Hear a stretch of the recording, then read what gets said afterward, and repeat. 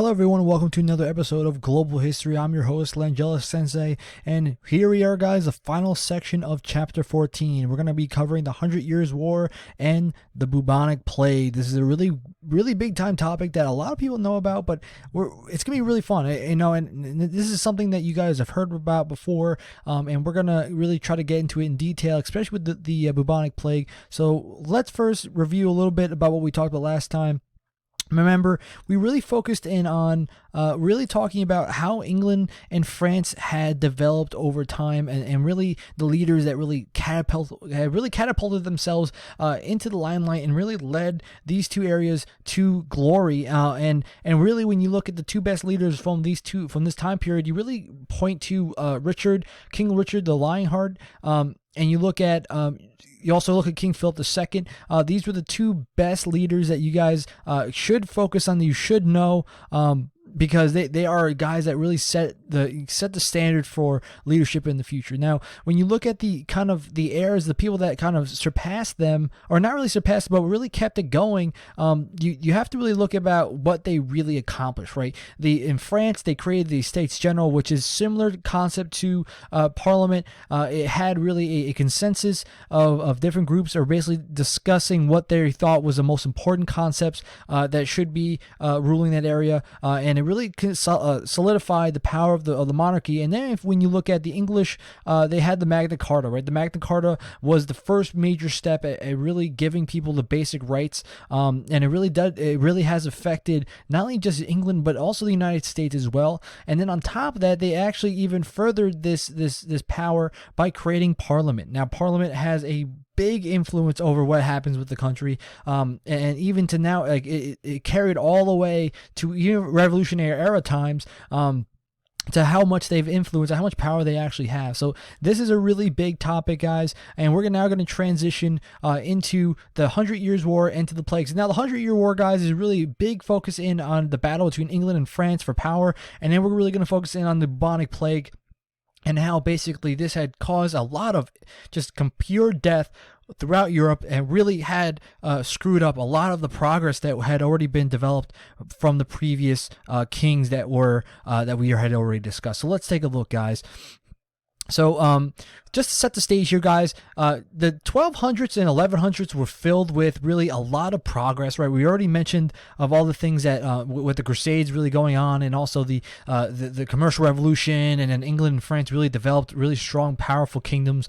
1300s, however, were filled with disasters, both natural and human-made. The church was trying to thrive in this huge major division, but the deadly epidemic had claimed so many people that the structure of the economy had changed, and structure of government had gotten blown up by this massive death count that the bubonic plague really brings. Now, with the claims to the throne in France and England all of a sudden get thrown up in the air, and now there's really a civil war in both these different areas to kind of decide who is the next king. These wars really would change the way governments were run in both France and England, and then by the end of the century, the medieval way of life was starting to disappear. So let's first talk about the church divide, all right? Because remember how we first started, there were major concepts that were being discussed, okay? The first thing that we had discussed was the Age of Faith, and this is really going to be the start of how the Age of Faith really crumbles away, okay? So in 1300, Pope Boniface VIII asserted his authority over Francis Philip the fourth, right? Philip has him imprisoned. He puts him in prison to kind of basically show that he's the supreme power instead of the Pope itself. Unfortunately, this act of just trying to kind of flex his muscles goes a little too far. The Pope actually dies in prison, and this is never. This is really the first time you start to see the Pope really loses the power to kind of force monarchs to obey him, because now remember, the Pope for a long time in the Middle Ages had flexed the power of the papal state and actually controlled a lot of had a lot of influence over the kings of that time period, especially when we talk about the Franks and all these different groups. But now, from this moment on, you start to see really the monarchs kind of have complete power over the church itself. Now, the part that really separates complete power of the church is the Great Schism. All right, so in 1305, Philip IV now is trying to kind of take complete control of the church. So what he does is he persuades the College of the Cardinals to choose a French archbishop as the new pope. Clement V is the newly selected pope, and he actually moves from Rome and actually lives in Avignon, right? Avignon is in France, and now this kind of consolidates the power of the French king, saying, listen, the church is still a major power within the Middle Ages, right? And if he can now control that power, control the papal state, control the pope, this could be a big thing that shifts power into France's favor. Now, moving the Pope to France was a big deal, like I already mentioned, and it felt as if the church had lost their big key player that really had divided the powers between the different kingdoms. And France was now kind of dominating in this in the authority, because now they have the Pope there as well. So in 1378. The papal state wanted to basically bring back the power to them, so they wanted to bring the pope to live back in Rome. So they ended up choosing another pope. There was actually two popes chosen. There was one that was actually living in Rome, and the other was living in Avignon. Now, what the problem was this: Pope Urban VI, who was the pope that was chosen to live in Rome, was horrible. He was actually doing everything opposite from what they wanted a pope to be. He was, using his power for wealth. He was, fooling around with women. He was doing all these things that was against what a pope is supposed to do. Very eccentric, very, very non-religious, non-unifying. So they had to name another pope to kind of replace him.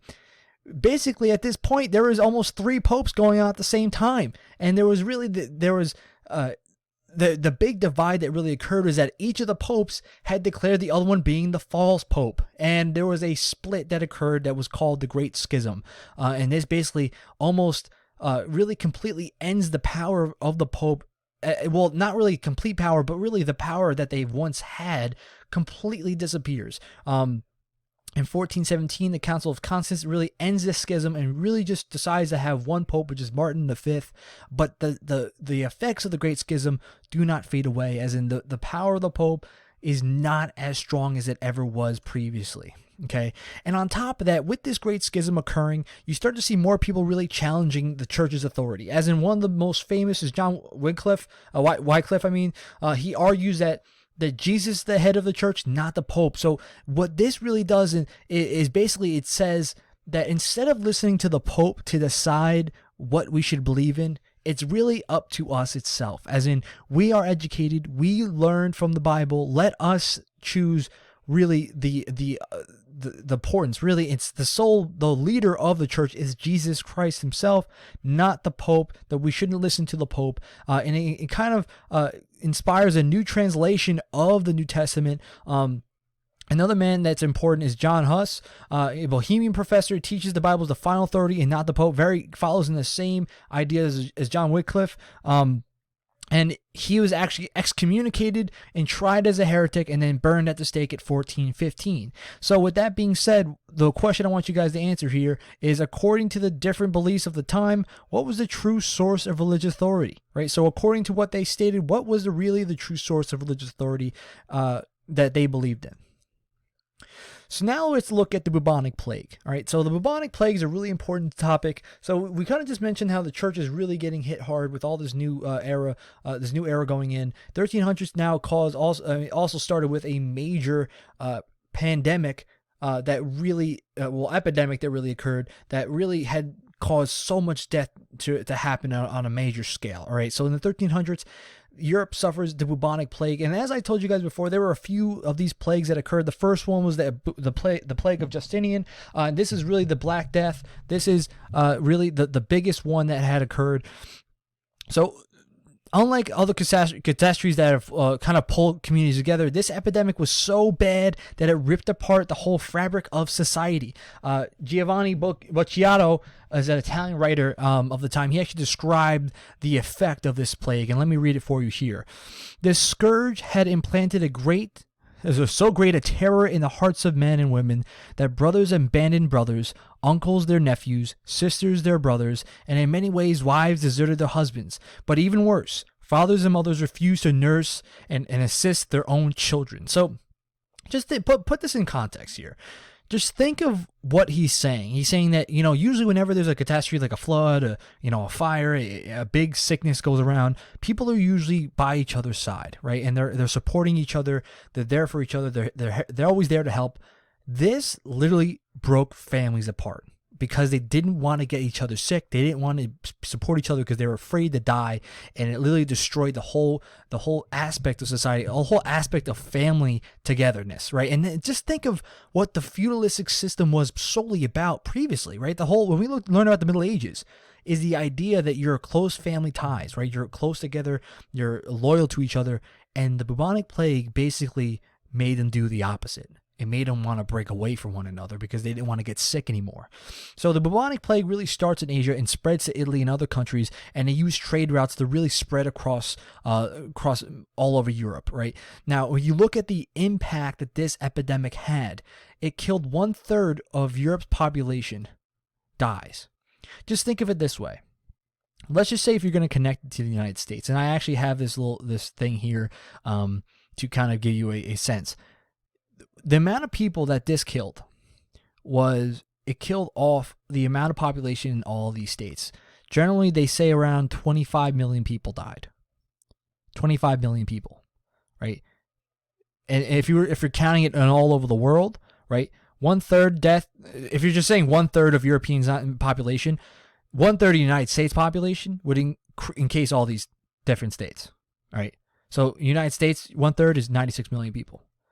Just think of 96 million people, 1/3 of the United States population, wiped out. Just insanity. Just wiped out. Everyone wiped out. They're dead. That's just crazy, right? All right, so let's take a look now at these two questions. So how many states in the chart would have lost their entire population to the plague? And then nextly, how might the chart help explain why many Europeans thought the world was ending?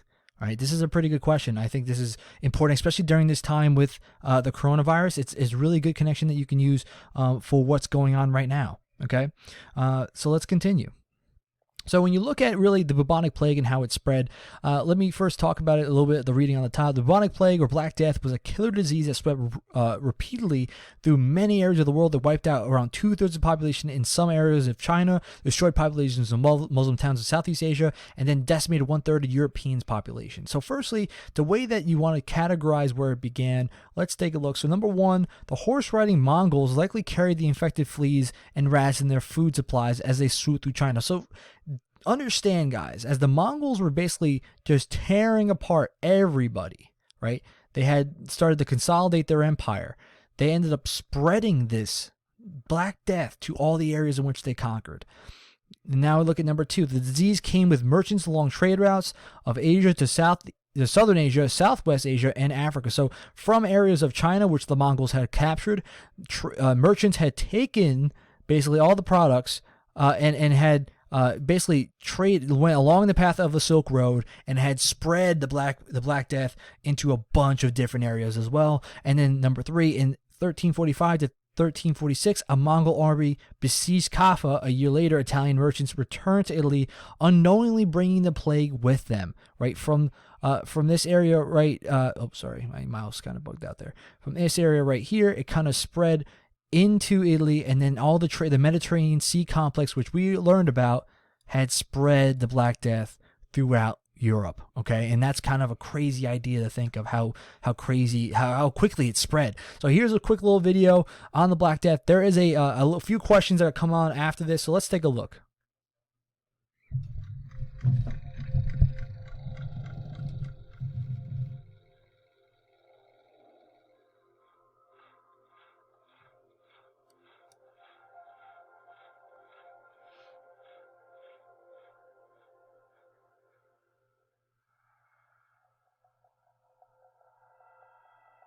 The delirious victim staggers about in his final moments.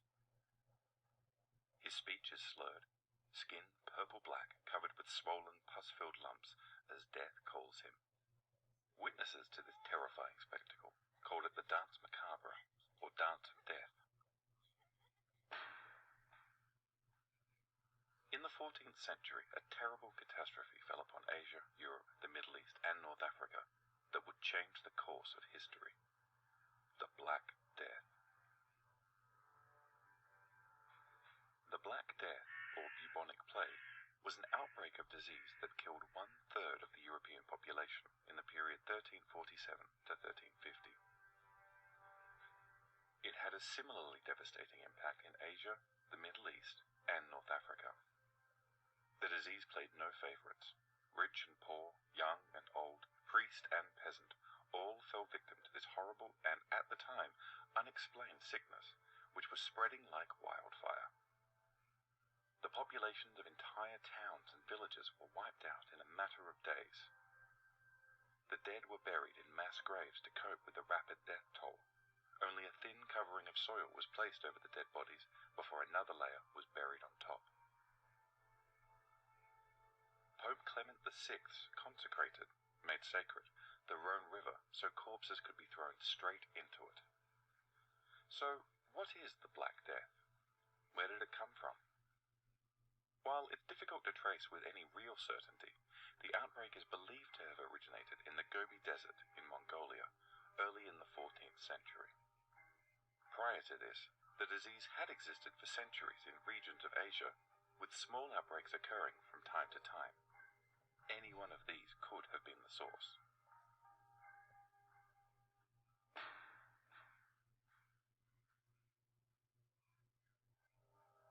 Once infected, the victim would first experience a high fever, aching limbs, and fatigue.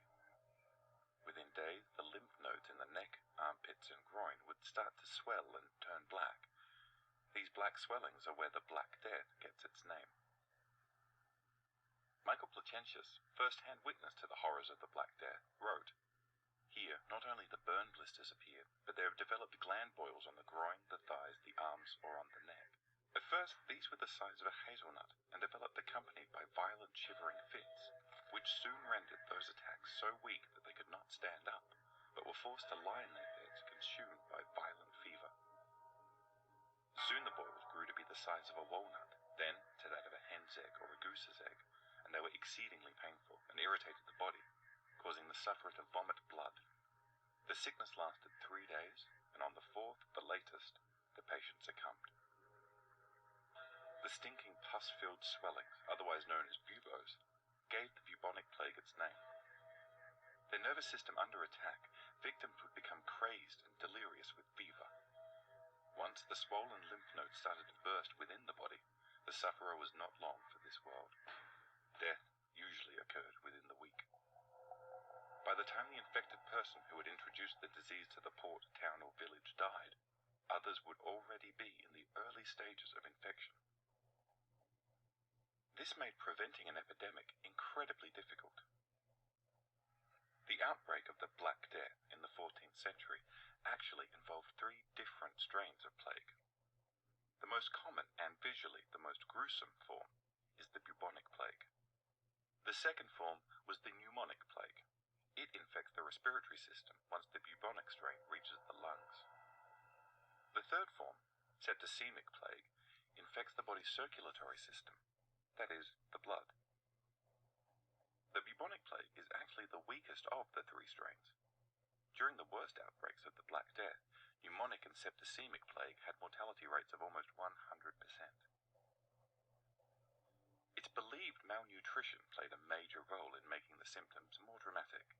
Many who died had endured years of famine, the result of severe storms and drought, making their weakened immune system vulnerable.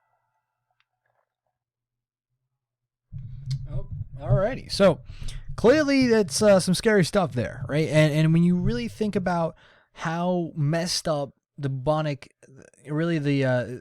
plague was, and then on top of that, they have different strands that kind of just made things worse. It's kind of scary. So I want you guys to do is I want you to look at these 3 questions here, and I want you to answer them as best you can in the PowerPoint. All right. So firstly, according to the videos and above, what was the Black Death? Secondly, what caused the Black Death? And then lastly, why did the Black Death spread so far and kill so many people? Okay.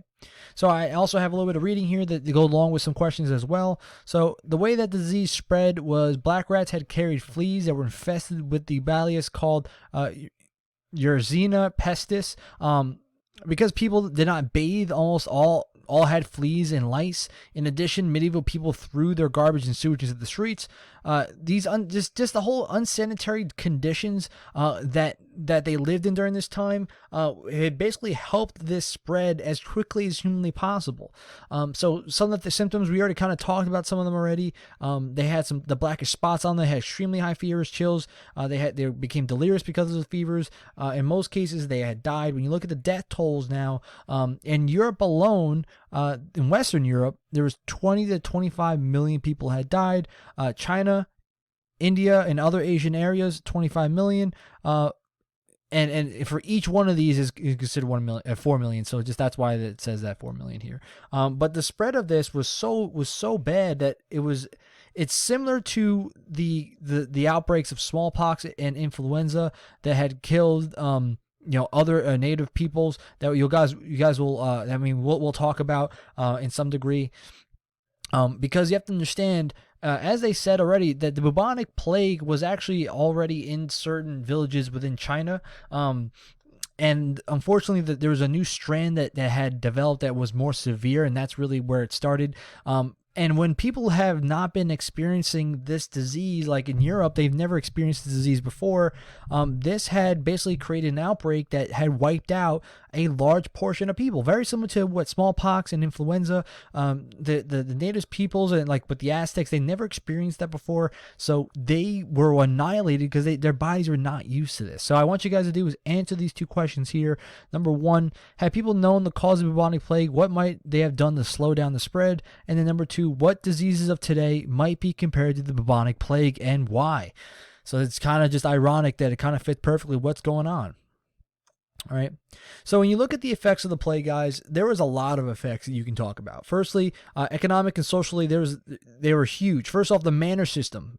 It crumbled completely. Like the idea that you are self-sufficient on this one manor next to all these people, you live in these really small huts with all the serfs, that disappeared completely because they weren't trying to basically keep going and spreading this disease throughout all the different areas, and people were afraid, right? So when you look at some of the changes that occurred because of the bubonic plague, there's a long list of them, and I'll go through them. Firstly, populations fell and trade declined completely. The prices rose because now they needed to make money to try to counteract no one buying the goods, right? And the problem is that this had affected a lot of people, and especially when it comes to populations, people died, and this destroyed the economy. You can already tell that when you look at just the coronavirus and its impact on the economy, just because people don't want to go out and buy things anymore. The stock market collapsed, right? Especially within the month, it collapsed. It fell so hard. All the things that happened in 3-year span, any progress the stock market had fell completely. It's back to almost like it was at zero when President Trump had taken office. So just think about that. 3 years of growth just declined just completely. Now you look at the serfs had left the manor in search of getting a better paying job. And then you want to look at, based on people leaving, they try to get more money to help basically run their manors and everything, and it caused a lot of revolts in a lot of different areas. Then you start to see scapegoats be used to basically to explain why the Black Plague was occurring. So they targeted Jews of this time, and they blamed them for bringing the Black Plague, but it really had nothing to do with them, and they actually were killed and even driven from their homes. And then lastly, the church had suffered really a loss in people because they looked at this and saying, how is this possible that their prayers weren't being answered to save this problem? And then they had abandoned the church because of how deadly this disease had come. All right. So I want you guys to do is now look at the question that's on the top. Which of the effects of the plague do you think most changed life in the medieval period? So all these different ones that I talked about, what do you think was the biggest that really changed life in the medieval period? So now when we look at the 100 Years' War, so not only was there a major the bubonic plague had kind of caused so much problems. You look at the 100-Year War as well. All right, the 100 Years War was a war between England and France, and this was always constantly trying to try to see who had gained the throne in those areas, but also who had more land. And so when you look at the people who had sparked this conflict, it was English King Edward III, and he was claiming that he had deserved the French throne, which had sparked conflict originally between the French king and himself. So and we're gonna do we'll talk more about this in detail. And some of the kind of finer things that happened. But really, the way that this ends is between 1421 and 1453, the French had rallied and driven the English out of France entirely, except for the port city in Calais. And this had ended really the official end of medieval society. And it was also, there was a massive change in warfare that kind of led to this. And this is what I mean by that. The longbow was created. Now, when you look at the difference between this and previous long-range weaponry, the longbow became more powerful. It was able to now, hit targets at a longer distance, more accurately and more deadly. And now this changed the way warfare was. There was obviously hand-to-hand combat with swords and siege weaponry, but longbows had basically had penetrated the armor of a lot of knights because of how powerful they became, to the point where the reliance on knights solely in combat, hand-to-hand combat, was decreasing, right? And the longbow now became really the pivotal weapon for these battles, right? So you really can point to a few battles that really showed the effectiveness of the longbow and how it really changed the combat of this time. You really look at the Battle of Poitiers, and also as I mentioned with the Game of Thrones reference, the Battle of Agincourt, right? These are the best examples of how longbows really had changed combat. All right. Obviously, when you look at the different aspects of the longbow that really changed this, was usually the arrow itself, right? The arrow itself had different types of arrowheads that basically had changed the speed, the strength, and the distance in which people can now kind of fight and shoot these longbows, and now it just made it more accurate and even deadlier than ever before. Probably one of the most famous characters of the 100-Year War was Joan of Arc, right? So she was a French peasant girl who had visions of saints, and these visions that told her to help drive England out of the French land. So she was famous because, firstly, a woman of this time to really take the mantle of being a warrior was unheard of, okay? Now, what happens is one of the famous battles was the Battle of Orleans. Okay. Now, what's crazy is that she was actually part of a original a party that was trying to take over the local area at Orleans, right? And the English had basically created a stronghold, and they had no shot of breaking the strong defense that they had placed in front of them. Joan of Arc had actually, the generals were basically trying to get a retreat going with all the French troops, and Joan of Arc actually refused to do that and actually pushed the troops forward to help fight and make another push and win the battle at Orleans, which actually had made Charles VII helped him gain power in France. So in 1430, English allies, the Burgundians, had captured Joan of Arc in a battlefield and had handed her to the church. And what's messed up about her ending is that even though King Charles VII owed his entire kingdom to Joan, he was just too afraid to stand up to the church and really go and get her back, that he did nothing to stop the church. The church had condemned Joan as a witch and a heretic for having seen visions of God, that he had burnt her at the stake, May 30th, 1431. Now, I provide you guys a nice little background here of Joan of Arc. There's a lot of stuff we can do with Joan of Arc. She's a really big character in the 100 Years War. Really fascinating, awesome character. But it's based on time, we can't stop and talk about it. So when you really look at the impact of the Hundred Years' War, it ends in 1453. France and England experience major changes. First off, there's a rise in nationalistic ideas. So basically, they all are now backing the king as the national leader. They both are supporting their nation over the other, and there's a big rivalry that sparks between France and England, and it becomes more heated between the two of them. The prestige of the monarchs increase even more.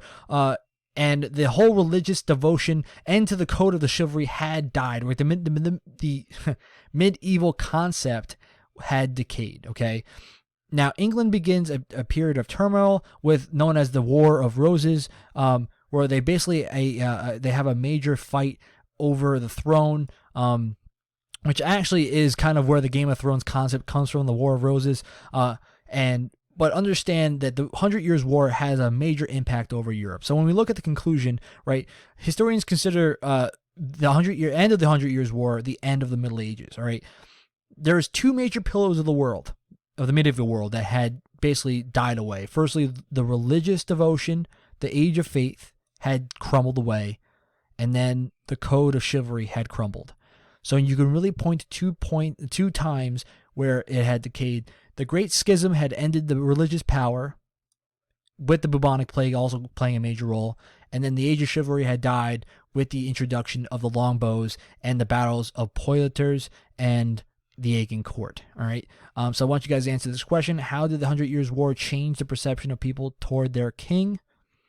And then I provide you guys a nice little graph that talks about all the major things that happened during the Middle Ages. And then now it's the final questions you guys need to answer for the PowerPoint. All right. And that is it for us. So this is the final section for chapter 14. You guys know what that means, that when we finish the final section, that we are going to now have our test that will cover chapter 14. So you guys will obviously have your reading guides that will help you review. And then you need to submit your PowerPoint questions that I'll also have the worksheet made for you guys. And then we will have our test as soon as we can. I'll have more information on the test date and the information when we get there. So just make sure you guys study up. Make sure you read the textbook. Make sure you answer the questions. You make sure you do your homework. All right. All right, guys. That's it from me. Langella out.